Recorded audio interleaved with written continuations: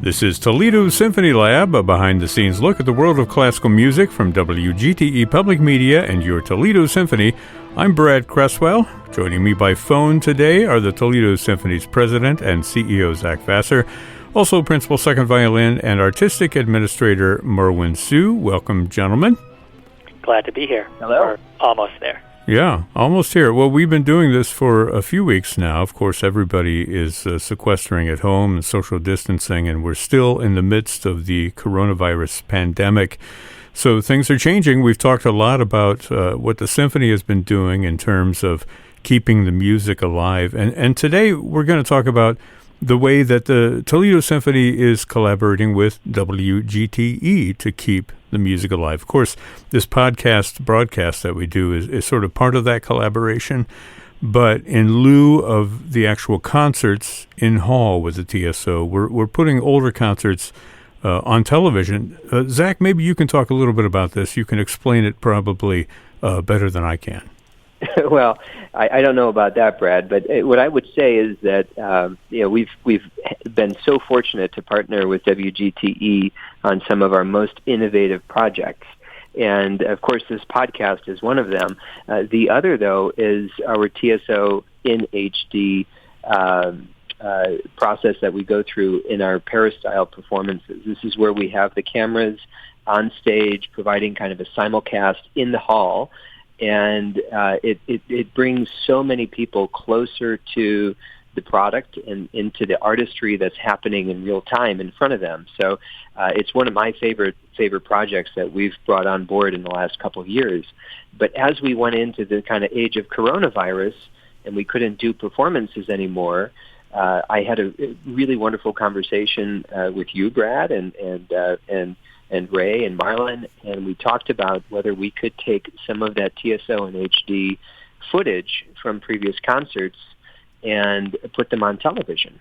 So, and this has been just such an exhilarating opportunity for our community to come together on Sunday nights and to spend their dinner hour watching their favorite orchestra and reliving some wonderful memories of past concerts. And the feedback we've been receiving has just been very special, and I love that through this innovation that we brought into the concert hall years ago, now we can innovate yet again and repurpose these great video and audio products and bring them into everybody's living rooms at this critical time. Yeah, and I think it's worth noting that the people behind the camera, as it were, the people who are producing these broadcasts, Bob Bell on your side and Courtney Clark on our side, who is a TV producer, it's done in such a way that you wouldn't even know that this was supposed to air during live performance, right? With the big screens, you would think it was like a produced production in and of itself. So it's a great experience for everybody. I want to mention these are Sunday evenings at 6 o'clock on WGTE-TV 30. You can only watch them if you are in the broadcast area actually watching Channel 30 as well. So we're going to talk about the concert that is happening this Sunday at 6 o'clock. It's one of these aggregate concerts that Alain Trudel has put together called New American Classics. And there's a lot of new music on here. There's a world premiere of the tuba concerto by Samuel Adler. I want to talk a little bit about that because I've made sort of a clip show, right? We talked about this previously with guests on this program, but it's been a while, and so I thought it'd be fun to bring back some of the voices that are associated with this concerto, including, of course, composer Sam Adler, but also the tuba player, David Saltzman. Let's listen to this, and then we can come back with our thoughts afterward. Let me find it. Hang on. Okay. Can we get to harp? Can we do the harp thingy? Tell me about this tuba concerto. There's some interesting things about it that I want to ask. I have not heard it, obviously. It's having the world premiere at this concert. But how long have you had it? You've looked at it, right? Oh, I think so. I think I've looked at it a little bit since it's going to be premiered in a couple weeks here. Hey, you never know. Yeah. No, with Sam's writing, I definitely needed some time. There's no question about that. It's a very difficult concerto. The thing that I've had it for about maybe 6 months now, I'd say, just give or take. And when I talked to Sam originally about writing it, the only thing that I requested was that he, Sam and I are both Jewish, and I asked him if he would mind including some portion of Jewish or Judaism in the piece. And in the first movement, he writes it as a cantillation, so you can hear the tuba kind of singing like a cantor would be singing over his congregation. Oh, okay. So, wow, that's interesting. Yeah, it opens up with a nice, beautiful, slow movement. Well, Sam, of course, knows a lot about cantors and cantorial singing. His father was a famous cantor. Without a doubt, and actually, Sam is very present in our congregation.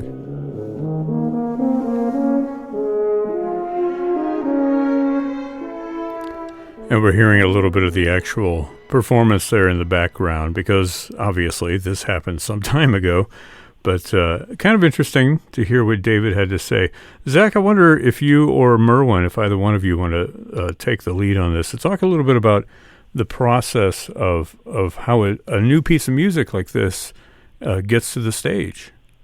Well, it's always different. I think every commission that I've been a part of just in the last couple of years has happened differently.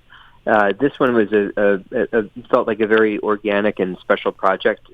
Sam Adler, a wonderful composer, one of the great composition minds of our era, really, not just of current day, is one of our trustees and had always wanted to find ways to bring his music to our orchestra. And, with great care and concern for the beautiful musicians we have, he wanted to create something that would expand the repertoire. And in this case, he rightly pointed out that there are very few concertos for tuba, and he had never written one.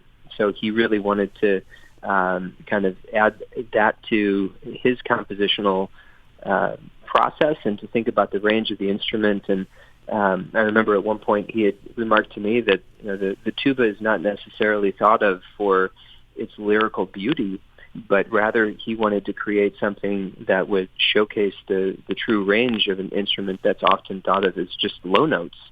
And I think he massively succeeded in this. The premiere happened, I believe it was September of 2018, which feels like yesterday, but obviously isn't anymore.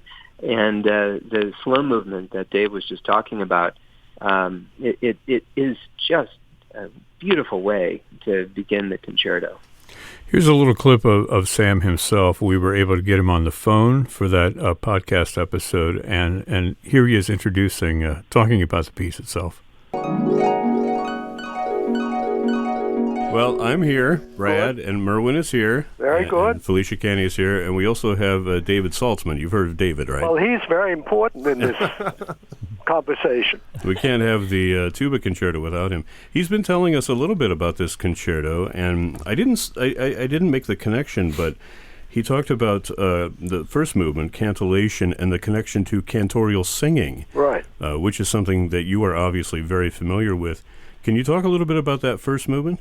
Well, the first movement and the cadenza, which comes between the second movement and the last movement, are related to cantillation, which is, as you say, kind of home for me because of my father, who was a cantor and used that cantillation. It doesn't use the exact same tune, but it is in the form of a cantillation, meaning that the lyrical part of the instrument is used in it, because the tuba has so many phases to it, and I try to get all of it into this concerto. It is my 17th concerto, and maybe I get it right this time. But you're first for tuba, though, right? The first for tuba, and I hope the last. We don't hope that. Yeah. David is waiting out for part two, holding out for another concerto. Oh no, this is hard enough for him to work on his whole life anyway. David, do you have anything you want to say to Sam while we're on the record here? Careful now, careful. I honestly would just like to express my deepest gratitude for not only writing this concerto for kind of for me, but for the Toledo Symphony, and also just for my instrument in general. I think it's just a huge contribution for tuba players, and I just can't wait to share it. With the audience here in Toledo, and hopefully with other tuba players. I know a lot of tuba players are coming in for the concert from around the area and from around the country, actually, to hear it. So hopefully, I hope to do you justice, is all I can say. Well, I know you will, and I'm so grateful to you. I mean, you've worked so hard, and you played it for me, and I couldn't believe how perfect it was. Wow. It was really wonderful, and I'm just delighted that we're going to hear it, and hopefully you can play it again several times. I'm looking forward to that for sure. Yeah. Right. For sure. Well, I'm glad you guys get along. That's good. So far, anyway. So far. We No pressure. have to get through the concert first. Yeah. That's right. We'll check in on. I'll give you another call on October 21st, and we'll see how you feel. I'm going out of town. Well, Sam, it's been great talking with you, and we look forward to this concert. Thanks for asking me. Yeah, it's wonderful, and you're going to be there, obviously. I hope so. Yeah, definitely. And I'm bringing friends. Oh, okay. And I hope everybody else brings friends.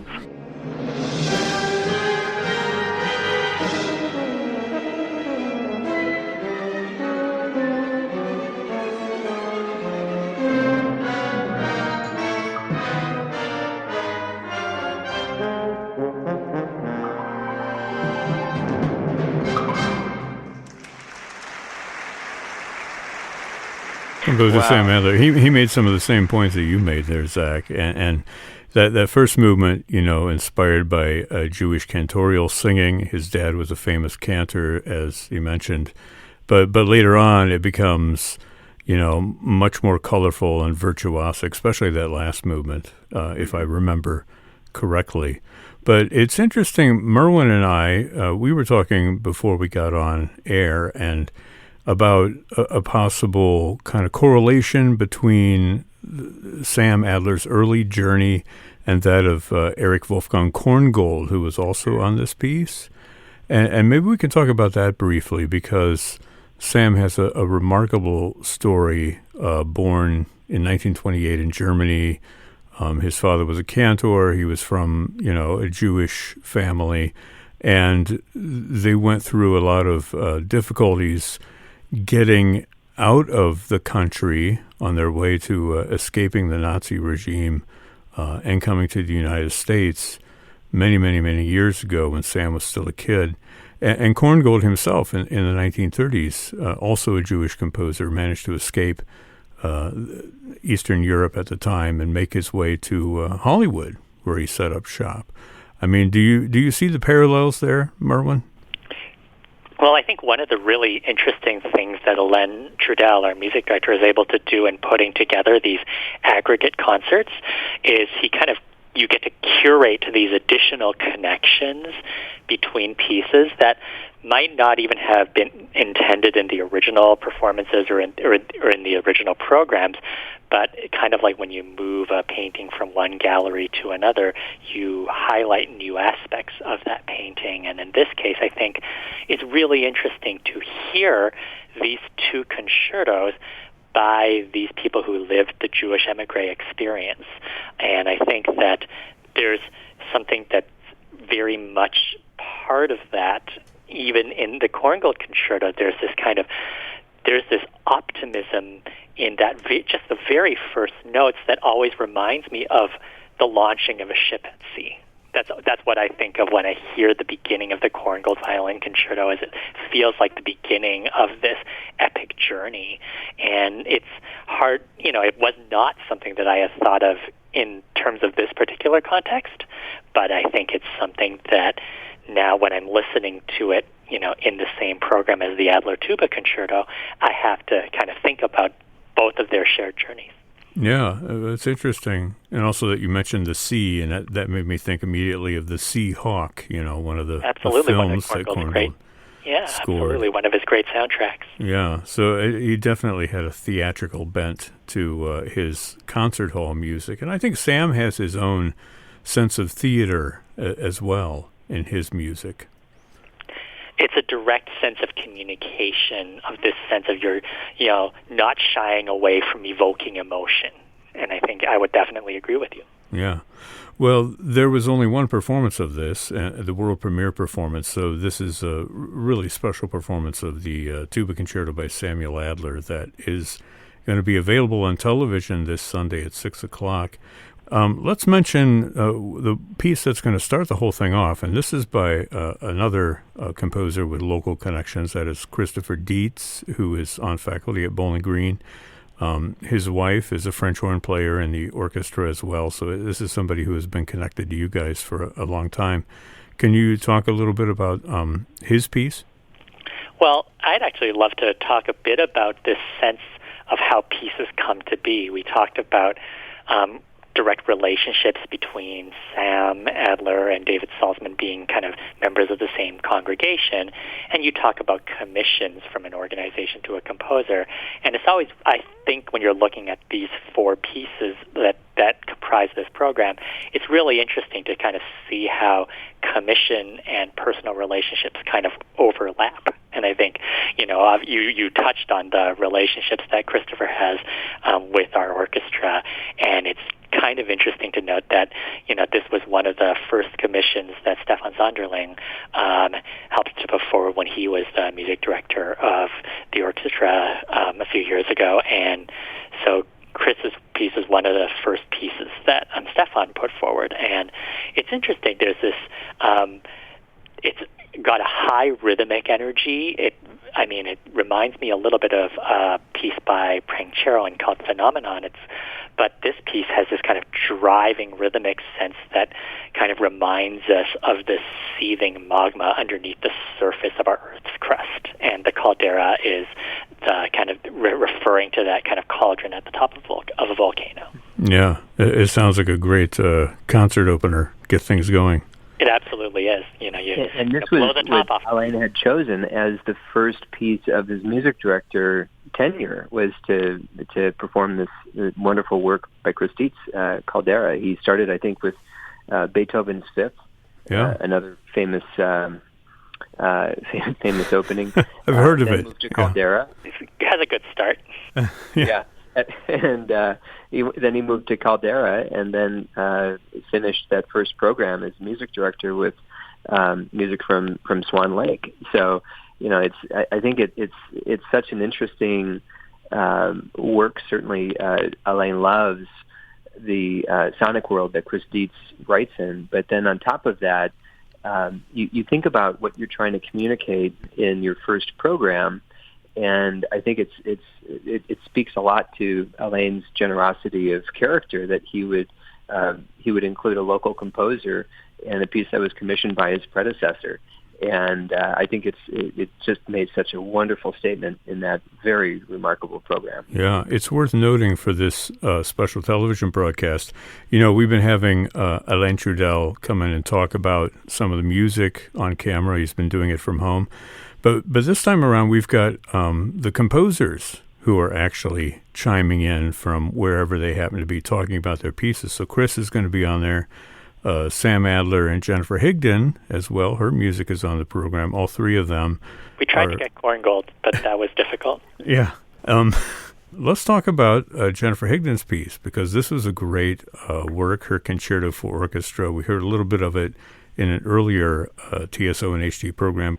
Yes, you heard just two movements of it during the episode a couple weeks ago, which was profiling great women in music, female composers. And I think, Alain, who's doing such a great job curating each of these programs, has balanced some full concerts in their original programs, and then also created some of these kind of piecemeal programs that never existed together in the Paris style, but make great programming through the magic of technology now.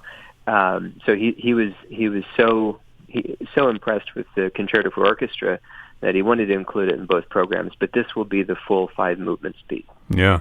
Well, listeners don't have to wait until Sunday to hear Jennifer talk about it. I've got a little clip here of her talking about it with some of the music as well. So let's listen to her.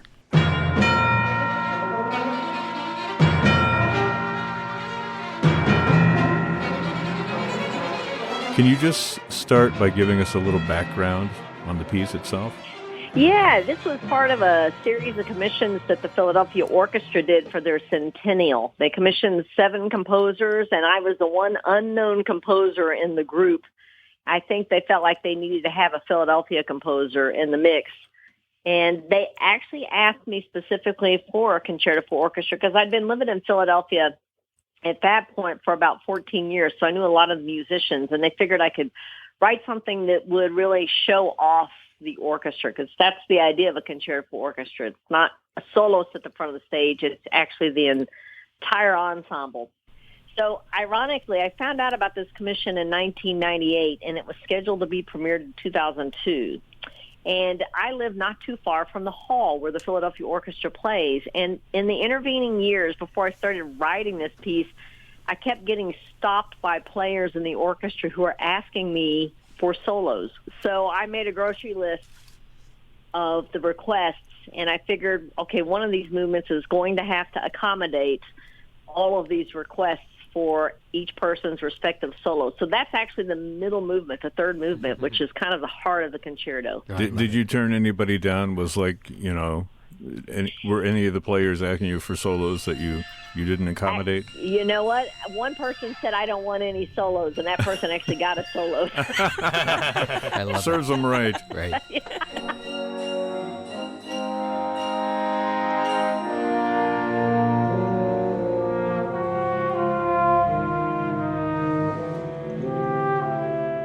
It was interesting to design it in a way, that middle movement, to design it in a way where I could actually have the principal players have a solo and also let their sections play along with them once they did their solo. I thought that was kind of an interesting way to show off the different aspects of an orchestra.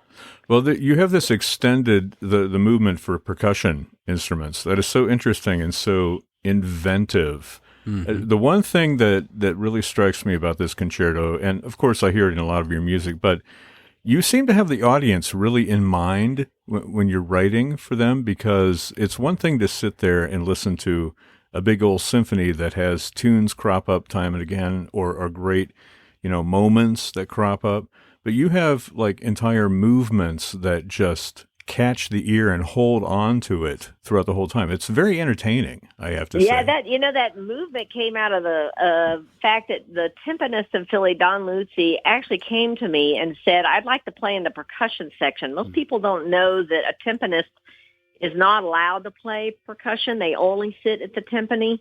Is that a law, or is that... It's a union in Philadelphia, it is. Wow. Yeah. So I actually went back to the orchestra administration and asked permission for Don to move over to the percussion section. And so I had to allow time for him to get over to the percussion section, then to be able to go back to the timpani. And that's what gave me the idea for doing the percussion movement.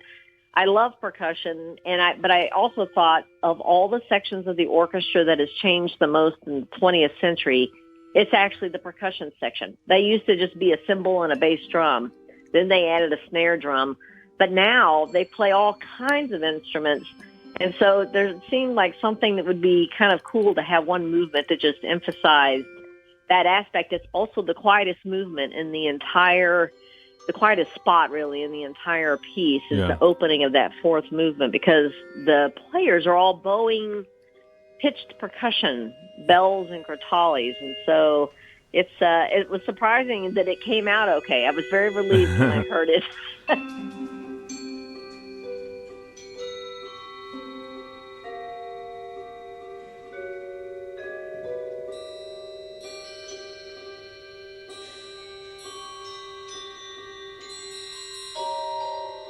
Composer Jennifer Higdon there talking about her concerto for orchestra. We heard a little bit of it in the background as well. And that piece is on the TSO in HD concert this Sunday afternoon at 6 o'clock on WGTE-TV. Zach and Merwin here with me. You guys remember the performance, right? Absolutely. vividly. Yeah. Tell us a little bit about, Jennifer Higdon, somebody who has a local connection, again, through Bowling Green State University. She went there as a student in the 1980s, but just somebody who, has these local connections, like Sam Adler does, like Christopher Dietz does. I think it's wonderful that the symphony is bringing music by essentially local composers that have international reputations to audiences here. I think it says a lot about that performance of the Higdon, though, because the applause from the audience was instantaneous. And something that Elaine has really done well is to bring, quote-unquote, modern works of the repertoire onto our stages and to really convince the listener that it's not scary. It doesn't sound like, the kitchen sink is being thrown down the stairs. It's beautiful music, and the audience back in January when we performed it, I just remember going crazy. Particularly, my wife was sitting next to me and bouncing up and down in her chair because she couldn't contain her excitement at the final movement, which is exhilarating. But I love this work so much. Fantastic. And Merwin, you got to play it, right? Yes, it's actually got a really difficult principal second violin solo, so I'm wondering if that was the solo that the Philadelphia orchestra player was trying to avoid.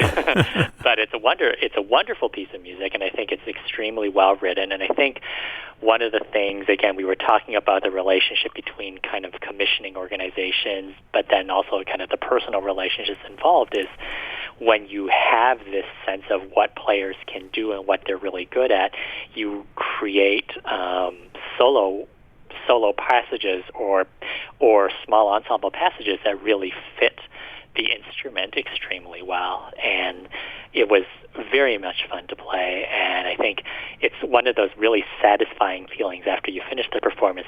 You've got a real workout in. Yeah, that's wonderful. Well, there's certainly a difference between hearing it and seeing it happen and seeing all those players playing their, solos or coming together in the music of Jennifer Higdon and everybody else that we've talked about today.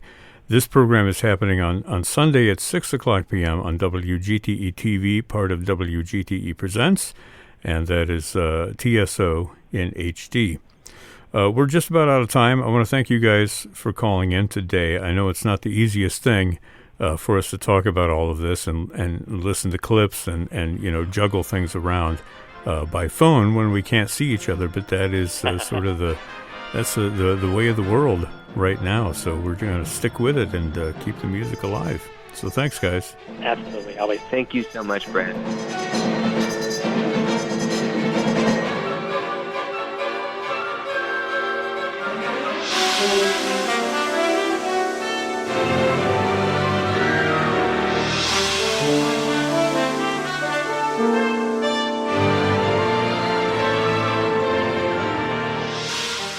This program is a production of WGTE Public Media in collaboration with our sponsor, the Toledo Symphony, with generous support from the Rita Barber Kern Foundation. You can download episodes of our program as a podcast by going to our website at wgte.org/lab. You can also subscribe to us through your podcast app of choice, including Apple and Google Podcasts. Well, the concert halls may be dark, but the music lives on through social media as well as our TV series, WGTE Presents. You can stay up to date with what's happening with the Toledo Symphony at their website, that is at toledosymphony.com. Also, there are various social media outlets, Facebook, Instagram, Twitter, and YouTube. My thanks again to Zach Vassar and Merwin Sue. I'm Brad Cresswell, and this has been Toledo Symphony Lab from FM 91.